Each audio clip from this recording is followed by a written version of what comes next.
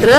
ನೀವು ಒಮ್ಮೆಟ್ಟಿಗೆ ಈ ಬದಲಾವಣೆ ತರಕ್ ಹೋದಾಗ ನಿಮಗೆ ವಿರೋಧಗಳು ಬಂದಿರ್ಬೋದಲ್ಲ ಸರ್? ಬಹಳಷ್ಟು ವಿರೋಧ ಬಂದು ಅದ್ರ ಸಲುವಾಗಿ ನಾವು ಪೊಲೀಸ್ ಸ್ಟೇಷನ್ ಅವರಿಗೆ ಕಂಡು ಹೊಡೆದಿದ್ದಾರೆ. ಇಲ್ಲಿ ಹೊಡೆದಿದ್ದಾರೆ, ನನ್ನ ಹೊಡೆದಿದ್ದಾರೆ. ಮಹಿಳಾರದ ಯುವಕರಲ್ಲಿ ವಿನಂತಿ ಏನಂದ್ರೆ, ಇದು ನನ್ನ ಬಸ್ ಸ್ಟ್ಯಾಂಡ್ ಅಲ್ಲ, ನಿಮ್ಮ ಬಸ್ ಸ್ಟ್ಯಾಂಡ್. ದಯವಿಟ್ಟು ಇಲ್ಲಿ ಯಾವುದೇ ಅಹಿತಕರ ವಾತಾವರಣ ಸೃಷ್ಟಿ ಮಾಡಿದಂಗೆ.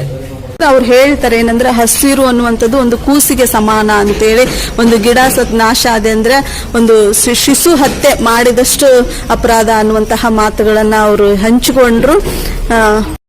ನಮಸ್ಕಾರ, ನಾನಿವತ್ತು ವಿಜಯನಗರ ಜಿಲ್ಲೆ ಹೂವಿನಹಡಗಲಿ ತಾಲೂಕಿನ ಮೈಲಾರ ಗ್ರಾಮಕ್ಕೆ ಬಂದಿದ್ದೀನಿ. ಇಲ್ಲಿ ಮೈಲಾರ ಗ್ರಾಮದ ಬಸ್ ಸ್ಟ್ಯಾಂಡ್ ನಾನು ಇವತ್ತು ನೋಡಿದೆ, ವೀಕ್ಷಣೆ ಮಾಡಿದೆ. ಇಲ್ಲಿ ಸಾಕಷ್ಟು ಬದಲಾವಣೆಗಳಾಗಿರ್ತಕ್ಕಂಥದ್ದನ್ನು ಹಿಂದೆ ಬಂದಾಗ ಏನಪ್ಪ ಇದು ಬಸ್ ಸ್ಟ್ಯಾಂಡ್ ಅಂತೇಳಿ ಅಲ್ಲಿ ನೋಡಿದ್ರು ಅಡಿಕೆಯಲ್ಲಿ ತಂಬಾಕಿನ ಹೂಳುಗಳಿರ್ತಕ್ಕಂಥದ್ದು, ಮತ್ತೆ ಎಲ್ಲಿ ನೋಡಿದ್ರು ಬಹಿರ್ದೇಶೀಯ ಹೊಲಸು ವಾಸನೆಗಳಿರ್ತಕ್ಕಂಥದ್ದನ್ನು ನಾವು ನೋಡ್ತಾ ಇದ್ವಿ. ನಿಲ್ಲೋದಕ್ಕೂ ಕೂಡ ಮುಜುಗರ ಪಡ್ತಾ ಇದ್ವಿ. ಮೂಗು ಮುಚ್ಕೊಂಡು ಯಾವಾಗ ನಾವು ಬಸ್ ಸ್ಟ್ಯಾಂಡ್ ಬಿಟ್ಟು ಹೋದೇನಪ್ಪ ಅನ್ನುವಂತಹ ವಾತಾವರಣಗಳಿತ್ತು.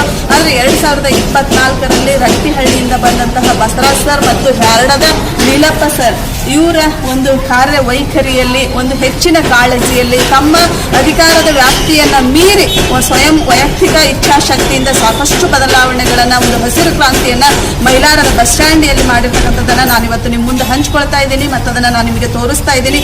ಇಲ್ಲಿ ನೋಡ್ರಿ, ಇಲ್ಲಿಂದನೇ ಸ್ಟಾರ್ಟ್ ಆಗ್ತಾ ಇದೆ. ಇಲ್ಲೇ ಸಣ್ಣ ಸಣ್ಣ ಜಾಗಗಳಲ್ಲಿನೂ ಕೂಡ ಎಷ್ಟು ಹಸಿರನ್ನ ಬೆಳೆಸಿದ್ದಾರೆ.